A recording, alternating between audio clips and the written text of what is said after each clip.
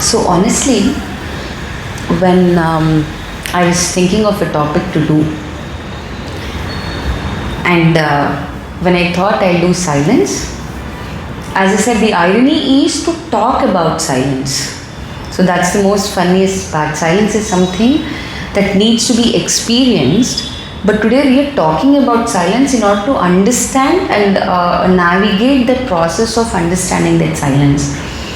During our school times, can you tell me a word that is used most obnoxiously louder? And that word is silence. Right? The teacher says silent and they don't tell you. In fact, I am using a very low voice now, hushed voice now. But the word which is used with absolute noise and loud is silence. But the essence of silence is absolutely opposite to what we have been experiencing, what we have been hearing about. To understand this word silence, as I said, it needs to be experienced because it is a marga, it is a path that one needs to walk to understand that what exactly is silence about. It is a pratha, a traditional way or a disciplinary way which one needs to go through step by step to understand what that silence is all about. True silence is what I am talking about. Let me start with a beautiful shloka from Sri Dakshinamurti Stotra. Okay, the first shloka, the first 4 lines of that shloka goes like this. Mauna Vakya Prakatita Parabrahma Tattvam Yuvanam Vasishtanti Vasadrishi Ganairavrtam Brahmanishtaha Acharyendram Karakalita Chimmudramananda Murti Swatma Ramam Mudita Vadanam Dakshina Murti Nide. The first starting of the shloka itself says Mauna Vakya Prakatita. Mauna. So if you go by the English dictionary and then try to find the synonyms of silence, can I have few words? What are the other synonyms for silence? Quietness, quiet. Calm, quiet, right? And even as per the Vedanta, when we understand the Vedantic process of thing, Mauna.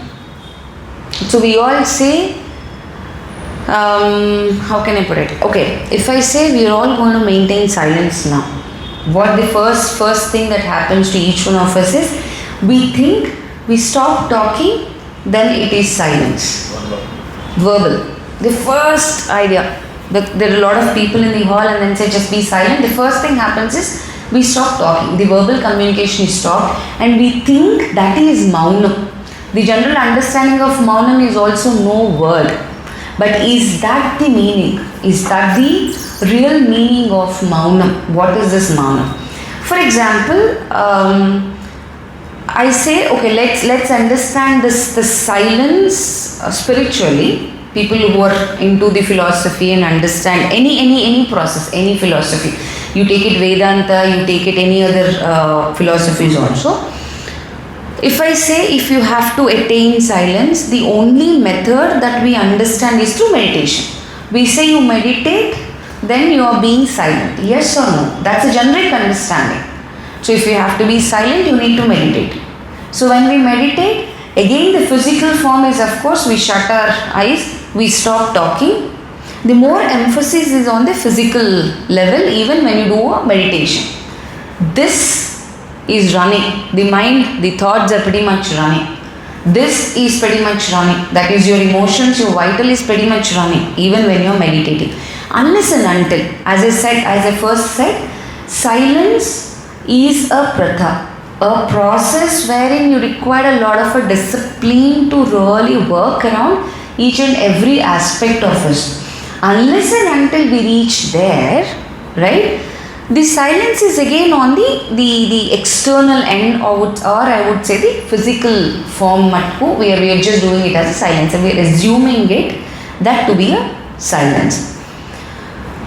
To be very, very honest with you all, when I started reading about what Sri Aurobindo and Mother had to speak about silence and how the Vedanta has approached to silence and all that, I realized I am not a right person to really speak or even to think of that silence. Because as I said, it's something that needs to be experienced in each and every cell of us. So what we are going to do today, and when I said I am not for someone who keeps on talking, I am a chatterbox. For someone who keeps on talking, keeps on singing, keeps on having a lot of conversations, I am not a right person to do about silence. But today what we are going to do is, this is a learning for me also, I am just sharing that learning with you all. The initial levels of understanding that silence with an inner depth to it. Okay? When you Google silence, or when you Google give me a strong quote about silence, this is what we get. Silence is essential. We need silence just as much as we need air. Just as much as plants need light. If our minds are crowded with words and thoughts, there is no space for us.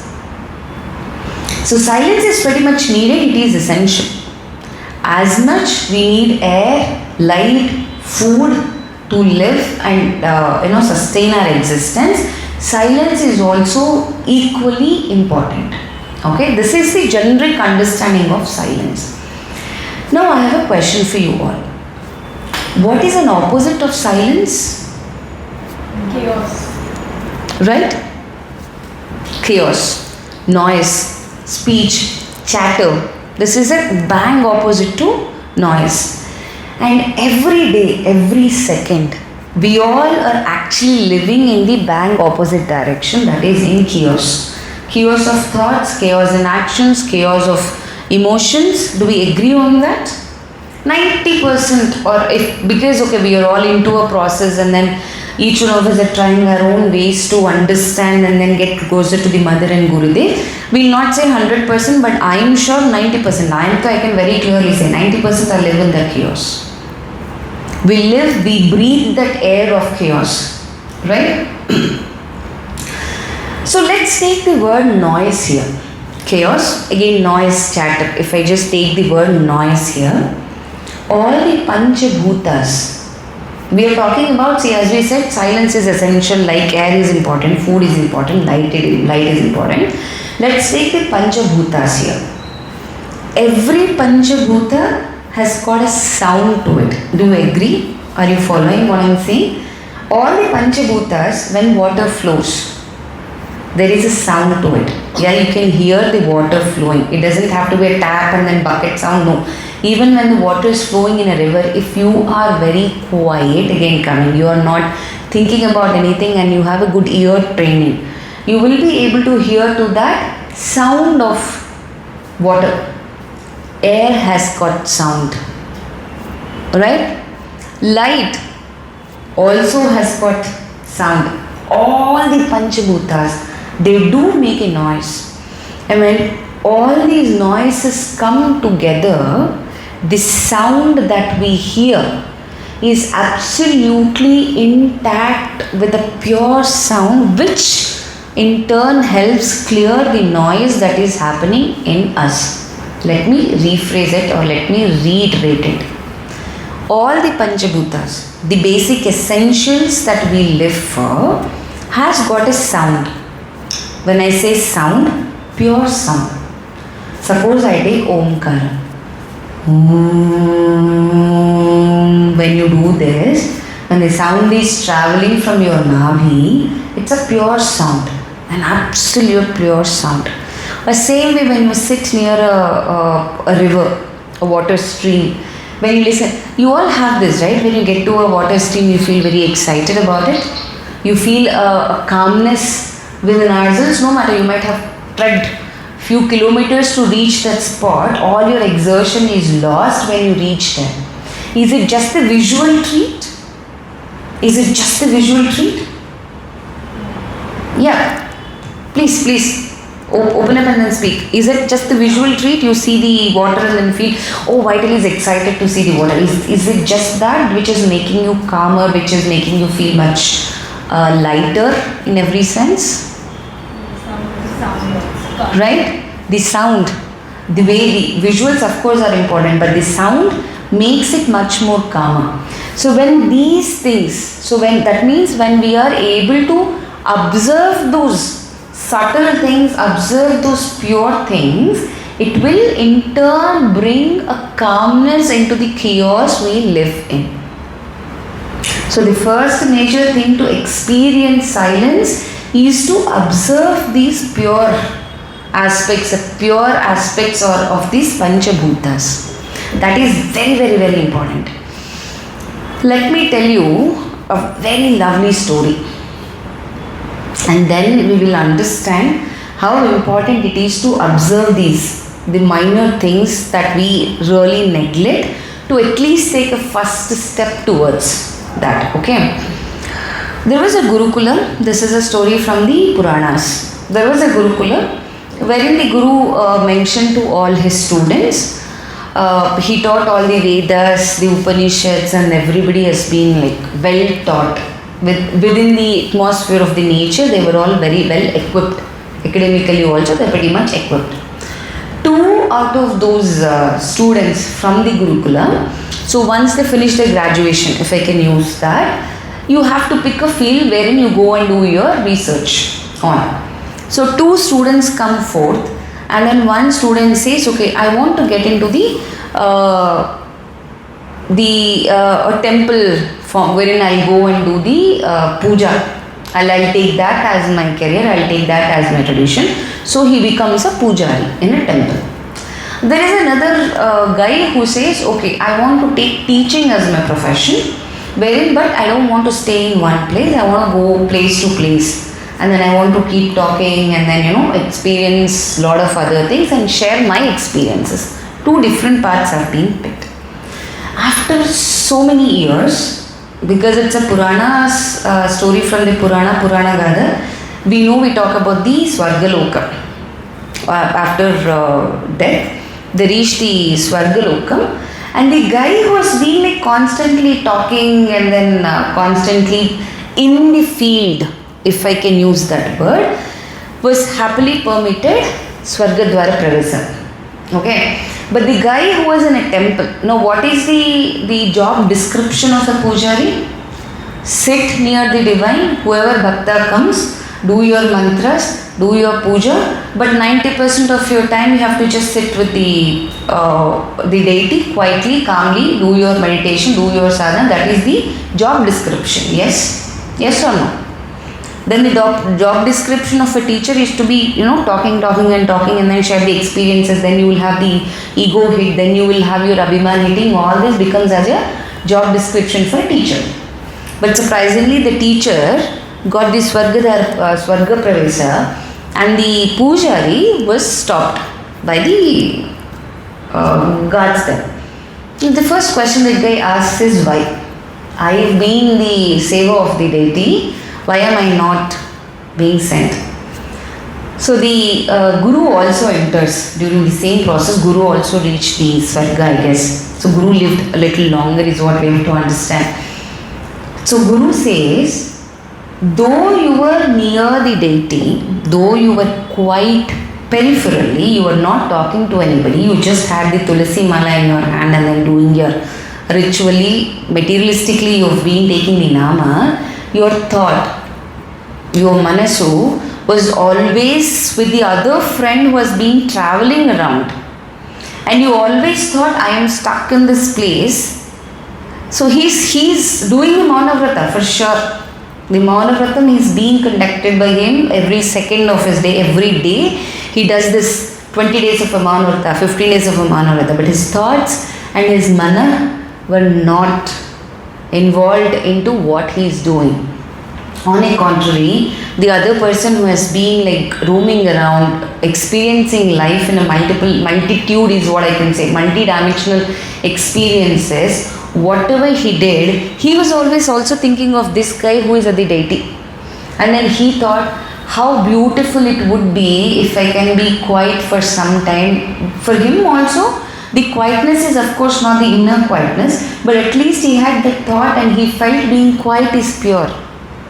Being silent is pure. But the guy who had got an opportunity always felt being quiet is so boring.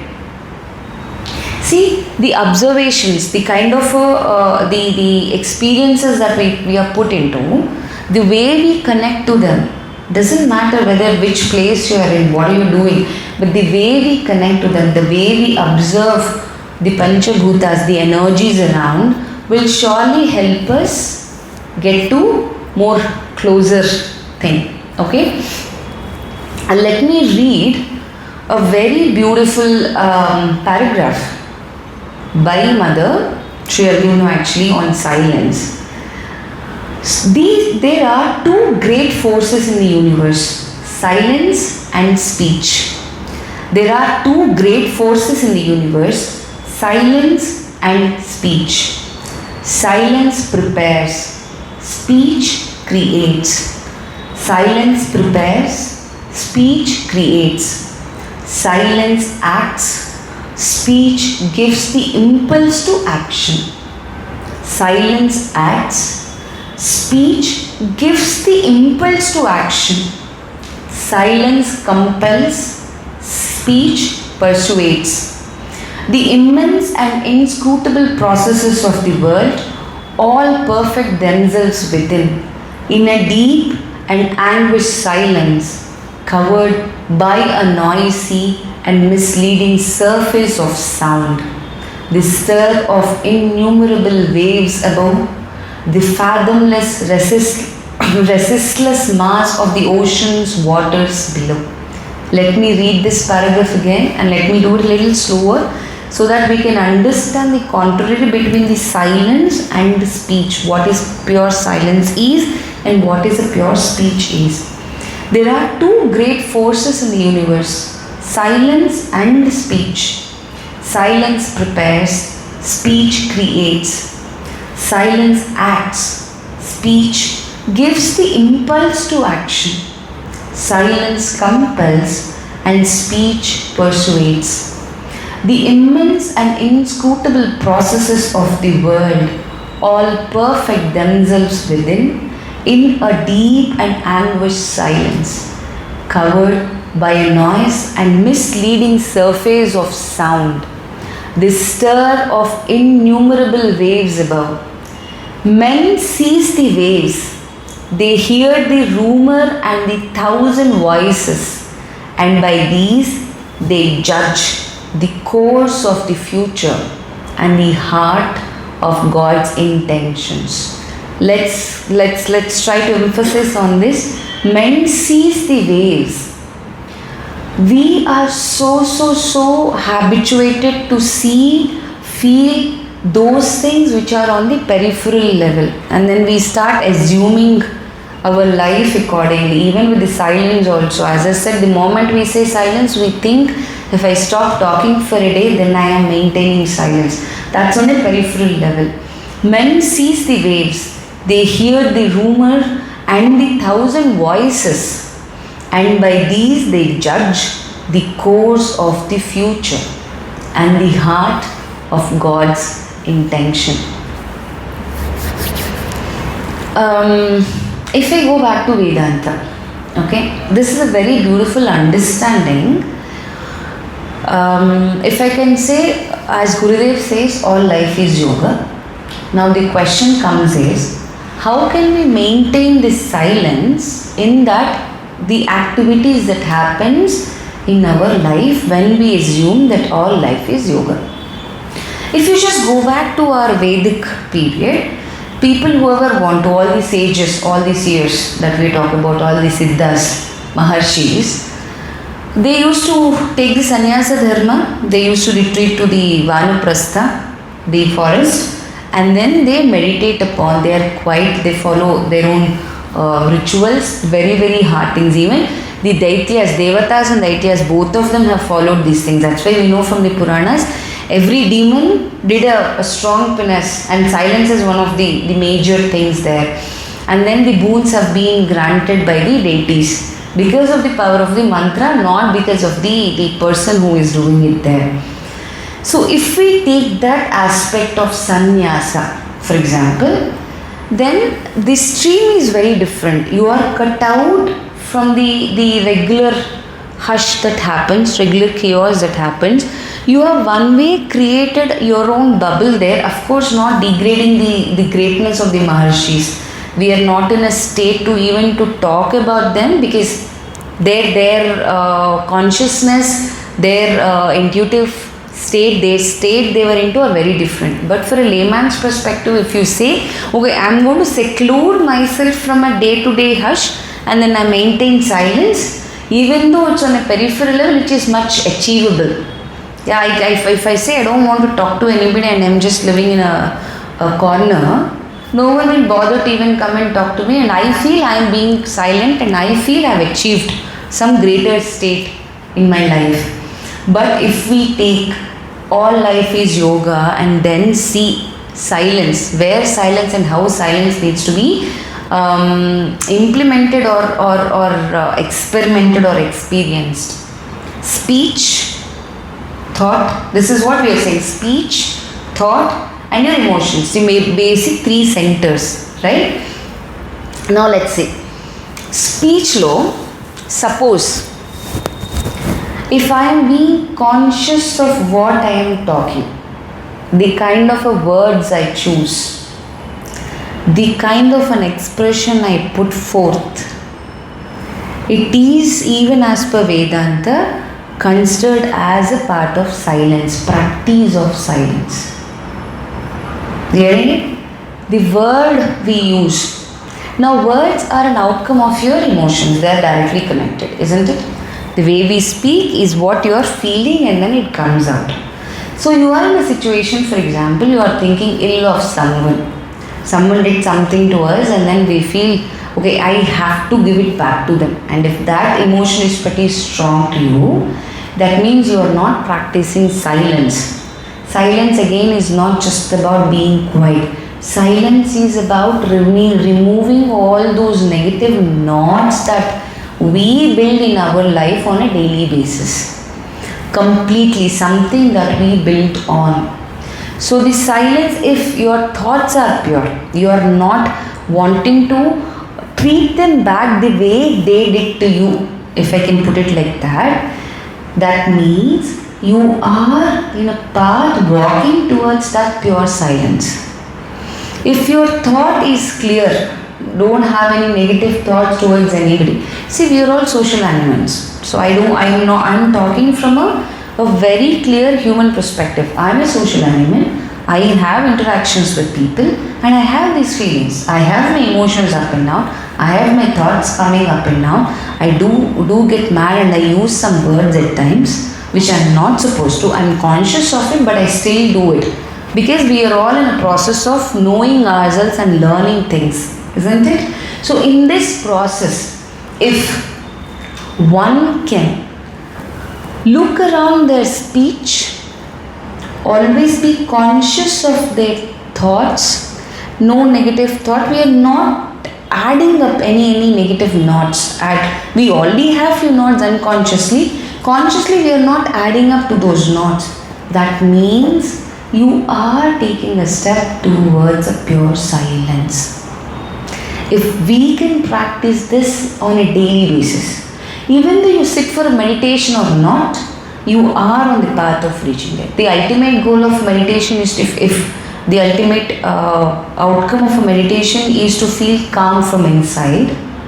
If we do these things, we watch out on our speech, we watch out on our thoughts, we watch out on our emotions, you are pretty much close to reach that calmness. You are pretty much close to reach that core happiness that comes through.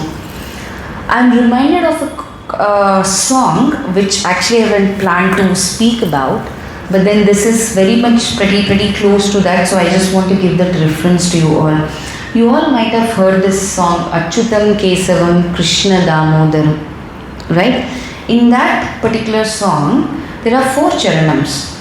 The first charanams talks, कौन कहता है भगवान आते नहीं, तुम मीरा के जैसे बुलाते नहीं. कौन कहते हैं भगवान आते नहीं, तुम मीरा के जैसे बुलाते नहीं. The second one says, कौन कहते हैं भगवान खाते नहीं, बेर शबरी के जैसे खिलाते नहीं. The third one says, कौन कहते हैं भगवान सोते नहीं, माँ यशोदा के जैसे सुलाते नहीं. The fourth one is even more beautiful. कौन कहते हैं भगवान नाचते नहीं, गोपियों की तरह तुम नचाते नहीं. 4 stanzas, 4 beautiful expressions. Okay, if we just go by the meaning of the line, just the context of the conversation, okay, if you have a bhakti like Meera, Lord will come, Shri Krishna will walk to you. Okay, if you have love, an unconditional love like Shabari, correct? Yeah, Shabari, the Lord will happily have your Yangili also, because Shabari gives the bear which she eats, she tastes and then gives. So he will not have any preferences there. If you have a beautiful love, again an unconditional love like Ma Yashoda, the Lord will feel very comfortable. So what is that sleeping is all about? To feel comfortable, right? To feel relaxed. So if you have such love for the Lord, he will feel very comfortable with you. If you are energetic, vitalistic like all the other gopikas, he will also dance with you. Right? That's the contextual meaning. How can we connect that to the topic that we are talking about? 4 aspects is what we are taking here. Okay? Sleep, eat, Nach can be your entertainment, and Bulana is our social interactions or gathering. If we can take that as a 4 context, we all live on a day-to-day basis based on these 4 contexts. Yes or no? We want people, we are all, as I said, we are all social animals. We want interaction with people. We need food to sustain. We need sleep to relax. We also need entertainment to feel energetic and then lively. So these 4 are pretty important for all of us.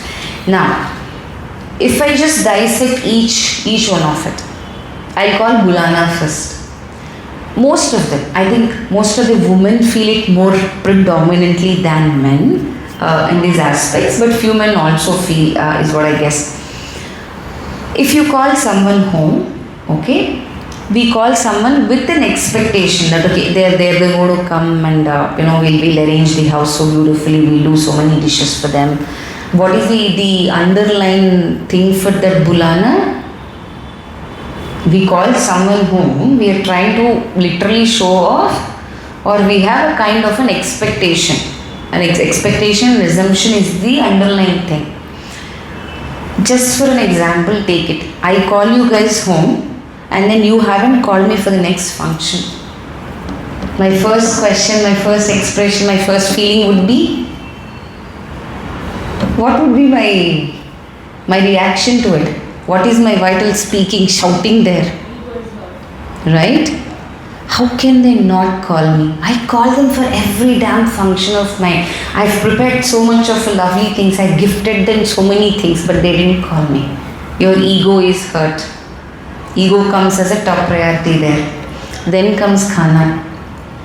You prepare food. Of course, we come with our own preferences. I like this, I don't like this. Again, that's again a vital play. I'll go a little beyond.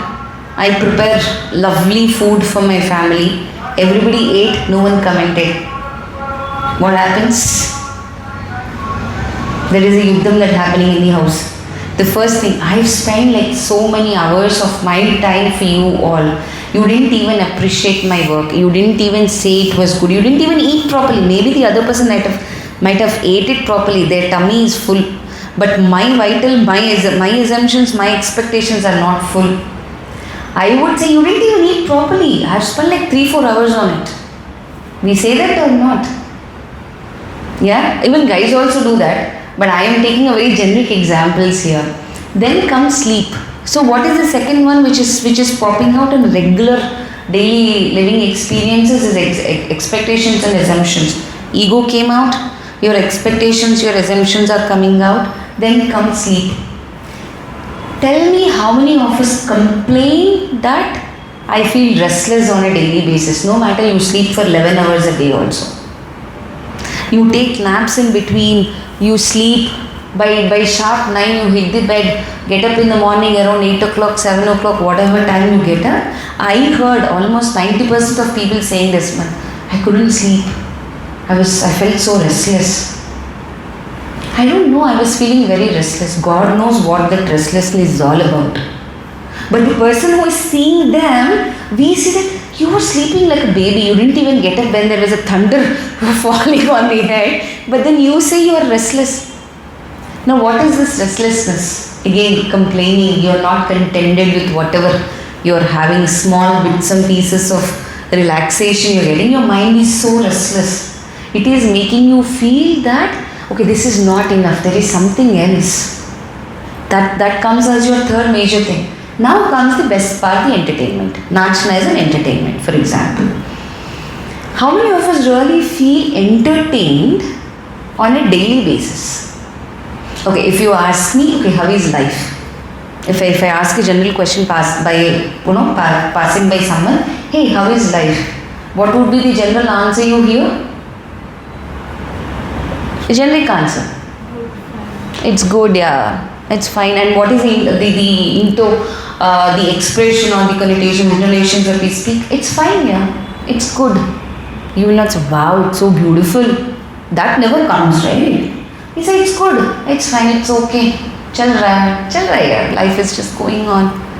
So the emotion, the vital is so oppressed there. Though you might have gone to a luxurious trip the other day. You might have been to a beautiful 5-star hotel to have your dinner. You might have been wearing a marvelous thing on your thing or whatever. You have been being entertained every passing moment, but still we say life is chal raha hai. Why? Because we stopped observing, we stopped enjoying the smallest things. Again, I am going back to the Panchabhutas, noises that's made by the Panchabhutas. We have literally stopped observing those things and then feeling contented about those things.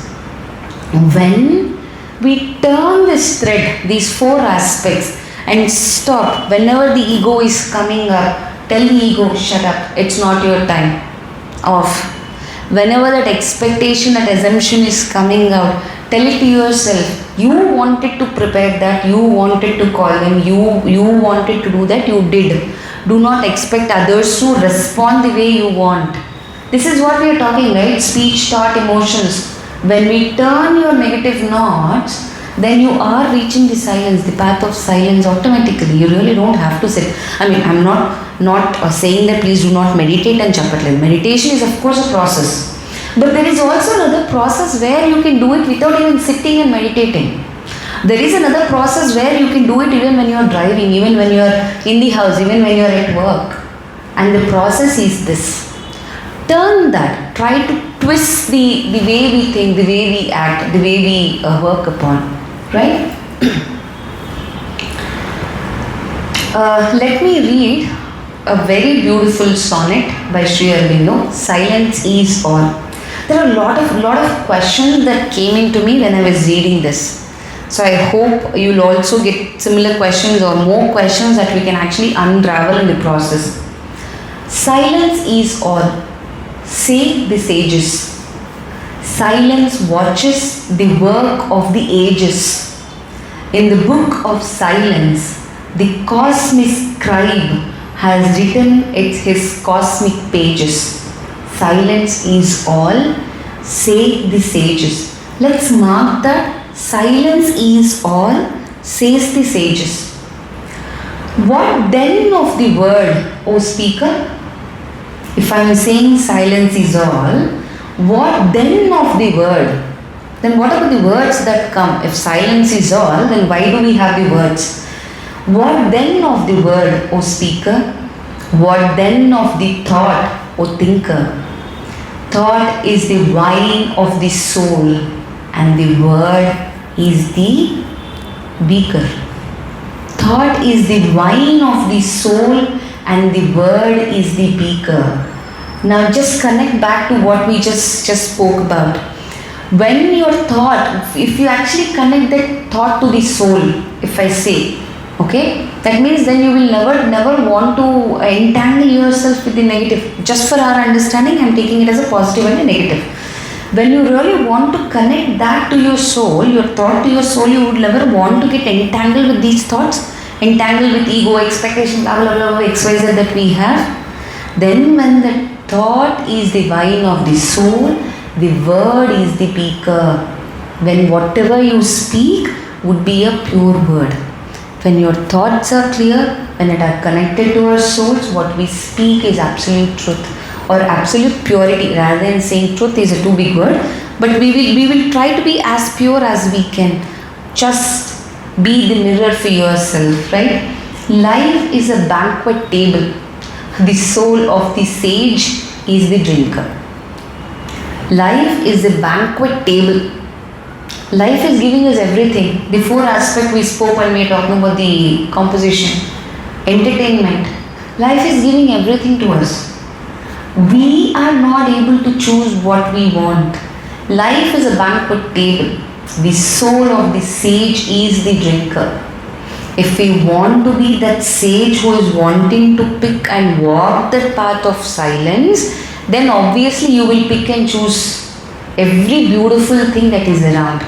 So in order to pick and choose every beautiful thing, we'll become even more conscious and be observant about all these small things. We walk by, how many times do we really appreciate a flower which is lying there? We walk by, how many times we really appreciate a beautiful sound that is coming from a temple's bell, that Gantaninchi, right? How many times do you actually relish the smell of the food that is coming from somewhere else? We don't even think that they are important. We just walk by, pass by, because we are always in a search of something. That something is always a endless abyss. That something, of course, a quest, that Trishna to reach that should be there. That urge to reach that next level should be there. But in the process, we should also enjoy this. That's what exactly Gurudev is saying. What of the wine, O mortal? I am drunk with the wine as I sit at wisdom's portal, wailing for the light beyond thought and the word immortal. Long I sit in vain at wisdom's portal. The first four lines are so beautiful. What then of the word? What then of the thought? Thought is the wine of the soul and the word of the beaker. If we can convert ourselves into that container, silence is achieved. Or at least the first level of silence. As I said, silence has got a multiple levels, and what we are talking about is just the first line or first peripheral floor of silence, if I can say. So there are basically two things, okay? Samsara and Vyavahara. As per Vedanta, we know we have two things, Samsara and Vyavahara. Samsara is the general term of understanding samsara is the life. Or we even say samsaramu anante you are married, your spouses, kids, relatives, we with an absolute no clarity of what that samsara is about, we think samsaramu anante family. Your first circle, second circle, third circle of people is a samsara. But samsara is about desires. Samsara is full of desires. Vyavahara is the process wherein we try to reach those desires. These two words, samsara and Vyavahara, as per Vedanta has been used in multiple levels, right?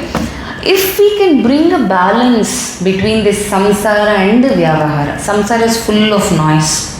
Vyavahara is also full of noise, but it's in our hands to make it much more quieter as reference to the back, whatever we have been just talking about.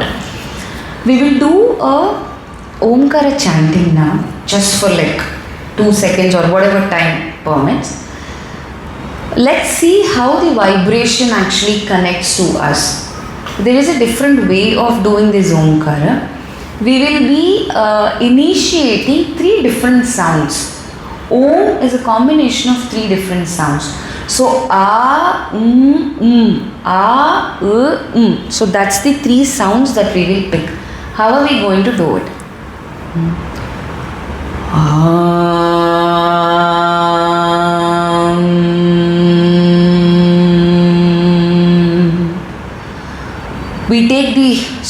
We take a good breathe in with the nakara sound.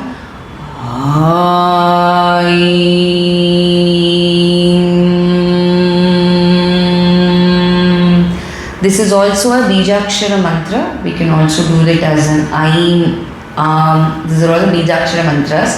So we will do it collectively, but we are going to hold on the three levels. From the Nabi, it's the Aim comes here towards your psychic center. Here as your Brahmari pranayama works. When you close your ears and then do a Omkara, right? That's a Brahmari. So that the whole vibration is circulating right from your Nabi till your head. All your chakras are being touched with this Omkara. Can we try that?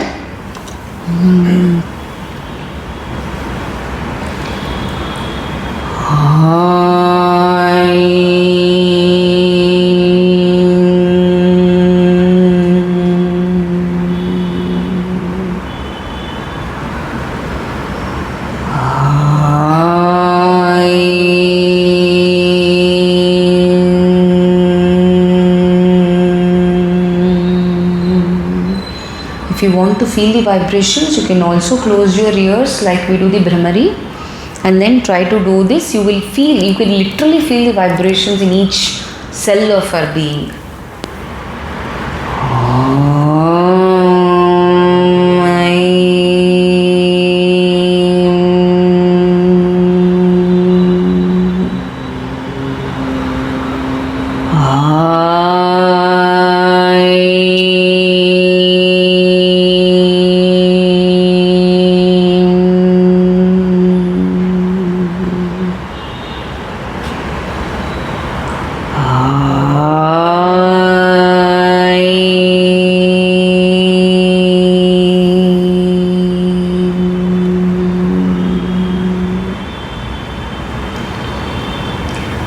These kind of practices literally connect us to a different level. If we can practice these kind of a simple exercises and practices along with what we just spoke about, the three levels of speech, thought and emotion purifications or unknotting, it will really help. Let me quickly read a few very important paragraphs by Mother and Gurudev about silence. Silence, the main emphasized silence as a crucial practice in their integral yoga, a path towards spiritual evolution and self-realization. What is the purpose of silence? Some sadhak asked the Mother, what is the main purpose of silence? Why do we need this? Sri Aurobindo and the Mother believed that silence was not simply an absence of noise or thought, but a state of inner stillness that allowed for deeper connection with oneself and the divine. A state of inner stillness that allowed for deeper connection with oneself and the divine. They saw it as a way to calm the mind, reduce unnecessary mental chatter, and create space for spiritual awareness. So that's the basic purpose of silence. So how do we silent the mind? Because when we talk about silence, the first culprit is this, the mind. How do we silent that? The silent mind was seen as a tool for observing thoughts and feelings without being carried away by them. A silent mind was seen as a tool for observing thoughts and feelings without being carried away by them. It was a space where the individual could become more aware of their inner workings and develop a more profound understanding of themselves and the world around them. And when is this possible? Only when we are observant, again going back to the same 3 pointers. When we are able to really understand those 3 aspects of us, major aspects of us, before the psychic actually guides us, if we are able to observe our mind, observe our vital, observe your physical also, the way we talk, the way we act, the way we react, then we slowly get into it. And what could be an amazing tool for it? Japa. Nama Japa is one such powerful tool that instantly connects to the higher consciousness. You can take anything. We can fix on to Om. We can fix on to Om Namo Bhagavate. We can fix on to Om Namo Narayanaya. Whatever you feel like. Om Namo Bhagavate or Sri Aurobindo, whatever we are connecting to. The Nama Japa literally connects to us to that higher. And in fact, this is my personal experience, okay? I have made it a habit in my life to take the name of Ma, whenever I am, wherever I am, whatever I am doing. It took time for me to make it unconsciously. That happens in my head. I don't have to verbally say it now. It's like a process, an inner process. If that japa is happening, whenever, and I see a change, I have seen a change in me. Whenever I feel very irritated, frustrated, and I'm so tempted to act upon it, this thing kind of gives me as a barrier. Says, no, it's a caution. You are not supposed to react that way. Hold it back. Take a step back. So the Nama Japa really helps each one of us to connect to the higher consciousness, higher energies instantly.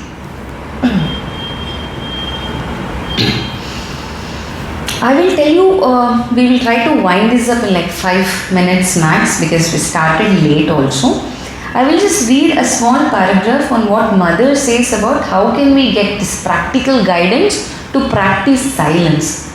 Before that, I will read out one small analogy or a statement given by Sri Ramakrishna Paramahamsa. It is a story. I will not get into a story, but I will tell you this beautiful thing written. The bee buzzes as long as it is not sitting on a flower. It becomes silent when it begins to sip the honey. The bee buzzes as long as it is not sitting on the flower. It becomes silent when it begins to sip the honey. The honey that we are supposed to sip is the Nama Japa, the Mother's grace, Gurudev's grace. Till then, we are like that, the bee who is in search of a flower wherein it can land. But when it is doing it, it makes a lot of a sound, right? Then what Sri Ramakrishna says, the nearer you approach the God, the less you reason and argue. The nearer you approach to God, the less you reason and argue. When you attain Him, then all sounds, all reasonings and disputing come to an end. Then you go into a samadhi, into communion with God in silence. The nearer you approach to God, I am not even going to that samadhi state because we don't know how many janmas, I don't know, that is like a long ladder to walk. But the first step, the first ladder that we can take is to approach the God. And how can we approach the God? How can we approach to the deity? Mother says, even in fact Gurudev mentioned it very clearly, act as if Mother is watching you always, indeed she is. When you have Mother, for example, let me replace this Mother's thing with suppose a guru or teacher in your school or when we were kids, if I can take it like that. You'll be little conscious to the way you act when the teachers are around. Usually kids do that. When teachers are not there, they are just like, free birds. They do whatever they want to do. The moment teacher comes in, they become very conscious. Yes or no, at least. They try to be quiet and then they try to act as if absolutely decent bachcha hai, but the moment teacher is out, they are the naughtiest of all. And we see this day in day out. We were also like that as kids. Yeah? And we also see our own kids. We also see generation also going like that. Now, imagine if that child is told that there are hidden cameras all over and the principal and the teacher is watching you every second of your action in the school. What will be the behavior of the child? An absolutely naughtiest kid will be conscious for sure because he doesn't know where the camera is placed. Can we just translate that into our life? Mother is there. Maybe we are not seeing her physically through our physical eyes, but she is there. And if this reminder comes to us every second, we are acting, we are talking, the way we work, the way we think, then the nearer you approach to the God, the less you reason and argue. When there is no reasoning, when there is no argue, when there is no dispute, we have already untangled all the negative knots that we have created for ourselves and we are very much closer to the silence. Mother offered practical guidance for developing silence, such as practicing quietness before eating and maintaining a constant state of peace, peace, peace. She also emphasized the importance of cultivating a habit of receiving information rather than automatically regulating your learned knowledge. Mother gives very, very simple things. No complicated stuff to do. Mother never said sit and meditate for 3 hours, your silence is granted. She never said do a upavasa for like 45 days, your silence is granted. She very clearly says, whatever you do, take a moment of calmness. She's not even using the word silence. Calmness before you eat. When you are agitated, tell to yourself, silence. There is also call for peace, peace, peace. Just call for it. You don't have to read any mantras. You don't have to do any Vedanta reading and then take a scripture in hand and then read all the Sanskrit verses. Very simple. Call for peace when we are agitated. Offer whatever we eat. Before we eat, take mother's name. And she very beautifully says, right, even when you're brushing, the mundane of the mundane work that we do, absolutely unconsciously, do it with consciousness and then you are pretty much close to that silence. The silence manifests in you with these smaller activities and actions that we do.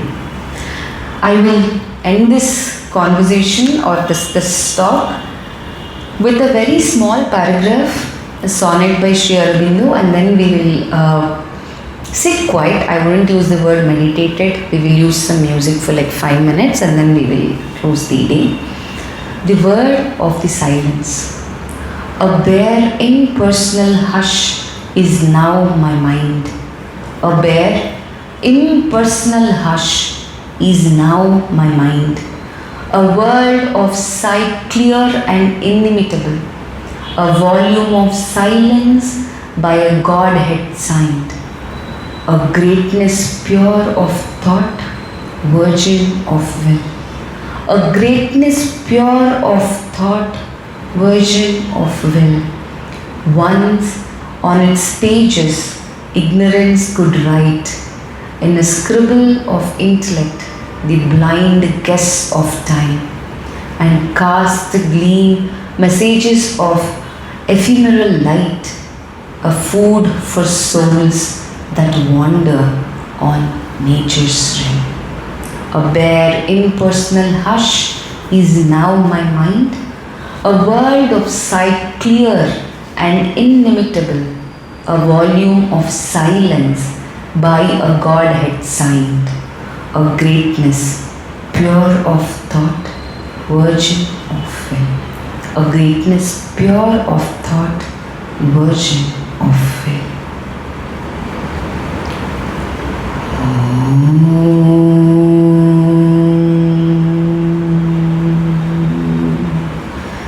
Maybe we can end this with the Nama Japa actually, because we talked about the Japa. Let's try to bring in that also as a practice. We will take Om Namo Bhagavate Sri Aurovindaya and we will do it 5 times. Everybody is okay with that.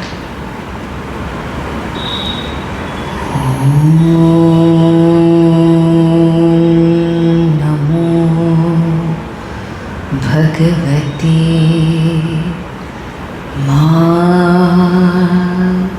Shri अरविन्दाय। ॐ नमो भगवते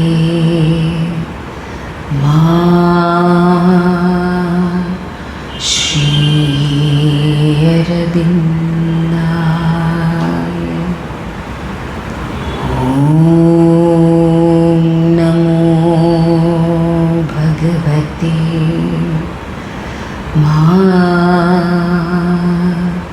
श्री अरविन्दाय। ॐ नमो भगवते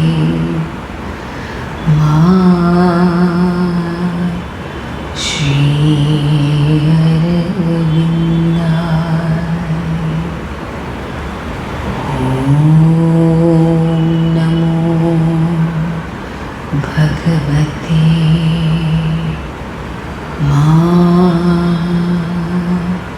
श्री अरविन्दाय।